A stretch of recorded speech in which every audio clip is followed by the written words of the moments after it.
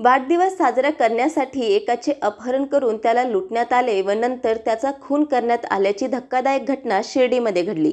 या संदर्भात 7 अल्पवयीन मुलांना ताब्यात घेण्यात आल्याची माहिती पोलीस निरीक्षक रणजित गलांडे यांनी दिली। या घटनेने शिर्डी परिसरात खळबळ उडाली आहे। गणेश सकाहरी चत्तर वय 42 हंडेवाडी चासनळी कोपरगाव असे खून झालेल्या व्यक्तीचे नाव आहे। गणेश चत्तर हे 8 जून पासून बेपत्ता झाले होते।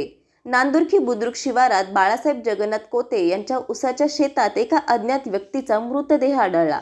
याबाबत शिर्डी पोलिसांनी अकस्मात मृत्यूची नोंद केली होती। मृत व्यक्तीच्या पाठीवर धारदार शस्त्राने हल्ला केल्याने त्याचा मृत्यू झाल्याचा वैद्यकीय अधिकाऱ्यांनी अहवाल पोलिसांना 13 जूनला दिला। बेपत्ता व्यक्ती ही कोपरगाव शहरातील हंडेवाडी येथील असल्याचे पोलीस तपासात निष्पन्न झाले। या मृताचा मोबाईल अल्पवयीन मुलांनी शहरातील एका दुकानदाराला 4,500 रुपयांना विकला। त्यातून मिळालेल्या पैशातून वाढदिवस साजरा करण्यात आला। दुकानदाराकडून हा चोरीचा मोबाईल यातीलच एका मुलाने विकत घेऊन चालू केला। त्यानंतर या खुनाला वाचा फुटली। गणेश चत्तर हे रस्त्याने पायी जात असताना त्यांचे अपहरण करण्यात आले व त्यांना उसाच्या कांडक्याने व हाताने मारहाण करून त्यातील एकाने त्यांचा गळा दाबला। त्याचवेळी 2 जणांनी चाकूने त्यांच्यावर हल्ला करत त्यांचा खून केला।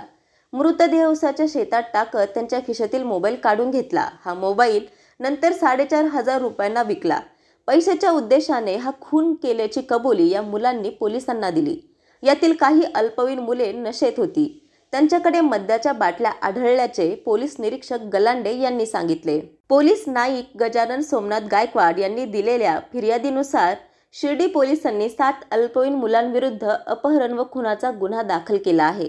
या विधी संघर्षित मुलांना रविवारी न्यायालयापुढे हजर करणार असल्याचे निरीक्षक गलांडे यांनी सांगितले। संवाद महाराष्ट्रासाठी रवी वाघडकर, कोपरगाव।